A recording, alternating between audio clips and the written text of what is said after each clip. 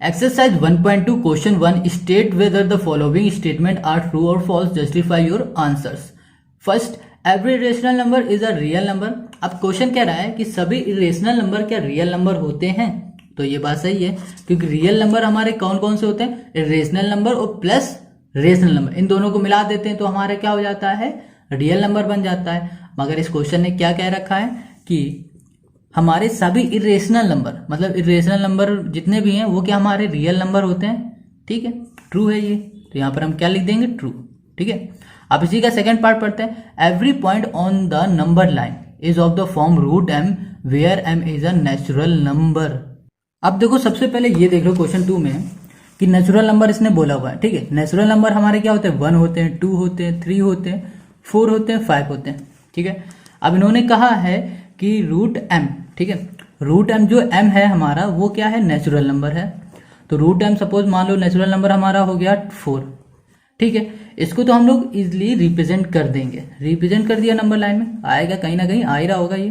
ठीक है, यहाँ पर 1 कर दो, 0 करो, 1 करो, 2 करो, 3 करो, -1 करो, -2 करो, -3 करो, हो गया। अगर हम यहाँ पर m की जगह पर √3 कर दें तो √3 की वैल्यू क्या आ जाएगी, 1.73, तो कुछ ऐसा ही आएगा, 1.73 आता रहेगा।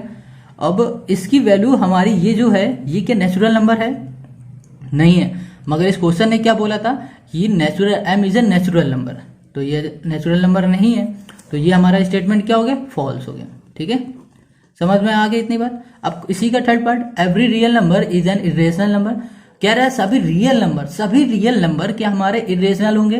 अभी क्वेश्चन 1 में बताया था कि रियल नंबर हमारे किससे बनते हैं, रेशनल नंबर और रेशनल नंबर से। मगर अब इसमें कह रहा है कि जो रियल नंबर है उस रियल नंबर में जितने भी नंबर हैं वो क्या इरेशनल है, नहीं है, तो इसको क्या बोलेंगे, फॉल्स। ठीक है, तो ये समझ में आ गया। अब हम लोग करेंगे क्वेश्चन नंबर 2 को। Question 2, are the square root of all positive integer irrational, if not give an example of the square root of a number that is a rational number. तो पूछ रहा है कि सभी स्क्वायर रूट मतलब positive square root क्या हमारे irrational होते हैं, अगर नहीं होते हैं तो कोई हमें एग्जाम्पल देके बताओ। तो देख लो सभी स्क्वायर रूट हमारे पहली बात क्या होते हैं, इरेशनल नहीं होते हैं। क्यों नहीं होते हैं, देखो अगर हम बात करें कि √4, ठीक है, ये पहला एग्जाम्पल है। सबसे पहले तो यहाँ पे लिख दो नो, नहीं होते हैं। ठीक है, ये नो लिखो, फिर नो के बाद लिखो √4, ये हमारा एग्जाम्पल है। √4 का क्या होता है, ये 2 होता है ना, 2 तो होता है ये, तो 2 क्या हमारा क्या इरेशनल है, नहीं, ये इरेशनल तो नहीं है। ये क्या हो गया, ये हमारा इरेशनल नंबर है। ठीक है, और ऐसे ले लो आप √9 ले लो, √9 का क्या होगा, 3 होगा। √16 ले लो, √16 का क्या होता है, 4 होता है। रूट आप किसका ले लो, 49 का ले लो, 49 का क्या होता है, 7 होता है। ये सब क्या है, ये सब रेशनल नंबर है। तो ये जो क्वेश्चन पूछ रहा है ना, तो आपको क्या करना पड़ेगा, लिख देना नो और ये सब कर देना। ठीक है, समझ में आ गया question number 2। Question 3, show how √5 can be represented on the number line. अब देखो √5 को हम लोग कैसे करेंगे नंबर लाइन में रिप्रेजेंट। देखो पहले जो नंबर थे हम लोग कैसे करते थे, जैसे कोई हमारा 1/2 होता था उसको इजिली कर देते, 1 होता था या 2 होता तो इजिली हम लोग नंबर लाइन में रिप्रेजेंट कर देते थे। अब आ रहा है ये इरेशनल नंबर, इन्हीं को तो इरेशनल नंबर बोलते हैं जो हमारे रूट में होते हैं। तो इनको रिप्रेजेंट करने के लिए हमेशा हमें सबसे पहले क्या करना पड़ेगा, पाइथागोरस थ्योरम को समझना पड़ेगा। पाइथागोरस थ्योरम हमारी बेसिकली राइट एंगल ट्रायंगल में अप्लाई होती है। तो इसको कैसे करते हैं इसको समझ लो। देखो एक हमारे पास मान लो, देखो ये हमारे पास क्या है, √5 है। ठीक है, तो राइट एंगल ट्रायंगल कैसा बनेगा, ऐसे बन रहा है हमारा राइट एंगल ट्रायंगल। ठीक है, ये इसकी हम लोग नेमिंग कर देते हैं, यहां कर देते हैं हम लोग, यहां पर करते हैं OAB। ठीक है, कुछ भी नेमिंग कर दो आपकी मर्जी। अब ये क्या हो गया हमारा, ये होता है 90। ठीक है, ये हमारा क्या है, 90 है। और जो इसकी सामने वाली साइड होती है ये हमेशा क्या होता है, हाइपोटेन्यूज होता है। ये क्या होगा, ये बेस है हमेशा, और ये क्या होगा, परपेंडिकुलर। जो भी खड़ा खड़ा होगा हमेशा वो होगा परपेंडिकुलर, और ये वाली साइड हो गई हाइपोटेन्यूज, इसे H बोलेंगे, और ये हो गया हमारा बेस हो गया। ठीक है, इतना हमने कर दिया। अब बात आती √5, तो √5 हमेशा ये हमारा कैसे निकलेगा, इसको देखो। इसका एक तरह से आप समझ लो फॉर्मूला क्या होता है। देखो OB हमारा क्या है, ये है O और ये हो गया B। ठीक है, देखो hypotenuse square equals to OA हमारा ये हो गया बेस स्क्वायर प्लस क्या होता है हमारा परपेंडिकुलर। ठीक है, परपेंडिकुलर को P हम लोग लिख लेते हैं। ठीक है, होता है हमारा किसका, पाइथागोरस थ्योरम समझ लो एक तरह से। ठीक है, फॉर्मूला समझ लो या फिर आप थ्योरम समझ लो। अब देखो हाइपोटेनस क्या है, ओ ए बी है हमारे पास, यहाँ लिखा हमने ओ बी स्क्वायर। अब बी का है हमारे पास, ये बेस है, ओ ए हो गया ये हमारा, ये ओ ए स्क्वायर हो गया, प्लस ये पी क्या परपेंडिकुलर, ये हो गया हमारा बी ए स्क्वायर। ठीक है, इतनी बात समझ में आ गई। ये तो हमारी बात हो गई किसकी, पाइथागोरस थ्योरम की। अब हम लोग इस फॉर्मूले इस क्वेश्चन पे अप्लाई कैसे करेंगे। देखो ये √5 है, ठीक है। अगर √5 को हम 1 मिनट के लिए बोल दें कि हम ये रूट भूल जाएं, सिर्फ समझे 5 है, ठीक है, सिर्फ समझ लें हमने 5, तो हम लोग 5 को कैसे लिख सकते हैं, 5 को हम ऐसे लिख सकते हैं 4 + 1 लिख सकते हैं। अब आपको कहोगे कि आप ये भी लिख सकते हो, 3 + 2 भी लिख सकते हो, है ना, ये भी तो आप बोलोगे, मगर 4 + 1 हम इसलिए बोल रहे हैं, किस लिए बोल रहे हैं ये समझो।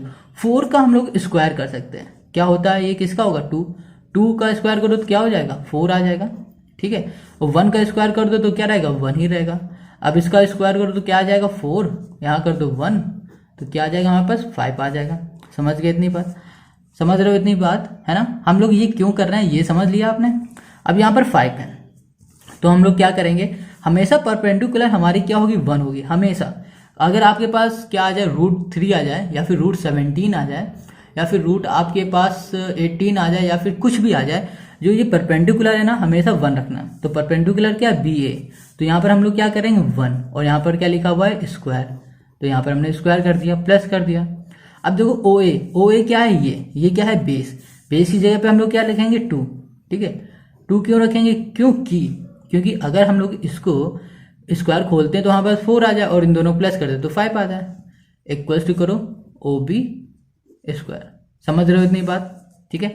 अब देखो ये क्या है 2 स्क्वायर है, और इसको खोल दो 2 2 = 4 हो जाएगा, और 1 का स्क्वायर क्या होगा 1 होगा, यहाँ लिखा ओ बी, और ये हो गया स्क्वायर, ठीक है। अब जो ये स्क्वायर है, स्क्वायर हटा, यहाँ पर क्या आ जाएगा रूट आ जाएगा ओ बी, इन दोनों को प्लस कर दो 5, स्क्वायर हटता है, इक्वल के अपोजिट साइड क्या आ जाता है रूट लग जाता है, तो ये क्या आ गया रूट आ गया। मतलब जो ये ओ बी है ये हमारा क्या होगा √5 हो गया, ठीक है। समझ रहे हो।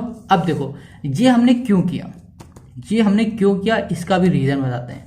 अभी हम बताते हैं, इसमें कोई भी एक भी स्टेप ना फालतू नहीं हुआ है, ठीक है। मैथ में कोई भी स्टेप आपका फालतू होता भी नहीं। देखो अब बात करेंगे नंबर लाइन की। यहाँ पर हमने एक लाइन बना दी, यहाँ पर होगा हमारा 0, ठीक है। यहाँ मान लो हमारा 1 होगा, आप स्केल से अच्छे से करिएगा। ये हो गया 2 हो गया, और यहाँ पर हो गया हमारा 3, यहाँ पर -1 आ जाएगा, और ये -2 हो जाएगा, और ऐसे ही चलता रहेगा। अब देखो अब हम लोग 0 से लेंगे, और ये देखो 0 से लेकर a तक की डिस्टेंस कितनी है हमारी 2 है ना, तो यहाँ से करेंगे 0 से लेकर 1 कितना कर देंगे 2। समझ गए इतनी बात।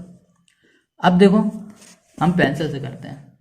अब ये कितनी डिस्टेंस है हमारी 2 है, ठीक है। तो ये हमने क्या कर दी 2 है ना, इसको हमने लाइन ऐसे पेंसिल से खींच दिया, शायद दिख रहा होगा आपको, गाढ़ा कर देते हैं, ठीक है। 2 हो गया ये। अब देखो यहाँ से लेकर ये परपेंडिकुलर हमें बनाना है, ए से लेकर बी तक की डिस्टेंस कितनी 1 है, तो हमने इसको इससे मेजर कर दिया। आप बिल्कुल मेजर करिएगा स्केल से, ठीक है, तो आपका बिल्कुल वही आ जाएगा। तो यहाँ पर एक पॉइंट कर दिया, ठीक है। ये अब हम लोग क्या करेंगे, इस पॉइंट को यहाँ से पहले इधर से मिलाते हैं, ये मिलाया यहाँ पर, और ये मिलाया हमने यहाँ पर, तो ये देखो एक हमारा ट्रायंगल बन गया, एक इजीली हो गया। तो ये हमारा क्या है, ये यहाँ मान लेते हैं ये O है, इसको मान लेते हैं A है, और ये कर देते हैं B, ठीक है।